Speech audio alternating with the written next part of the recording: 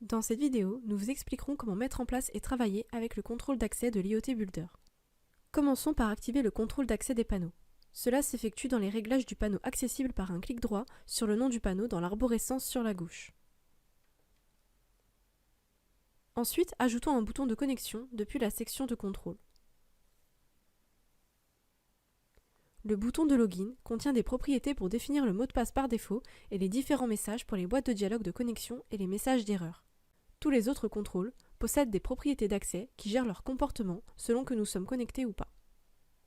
Par exemple, le texte de contrôle de connexion est paramétré pour être caché jusqu'à ce que l'utilisateur se connecte.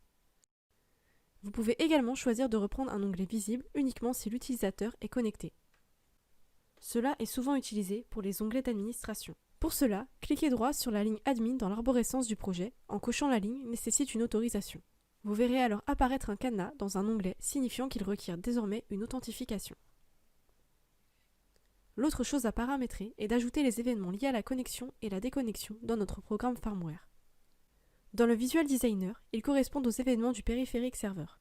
Ceux-ci peuvent être glissés-déposés sur le programme, comme pour tout autre objet de l'algorithme. Ces événements ne seront appelés qu'après connexion et déconnexion réussie.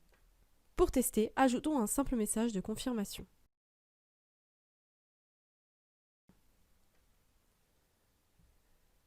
Maintenant que la configuration est complète, nous pouvons lancer la simulation avec le bouton Play en bas de l'écran. Cliquez sur le bouton de login et entrons le mot de passe.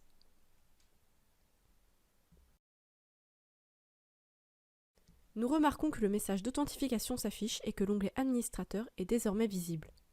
Le bouton Login est remplacé par un bouton Logout puisque nous sommes désormais connectés. Vous pouvez également tester votre panneau dans votre navigateur par un copier-coller dans la barre de recherche.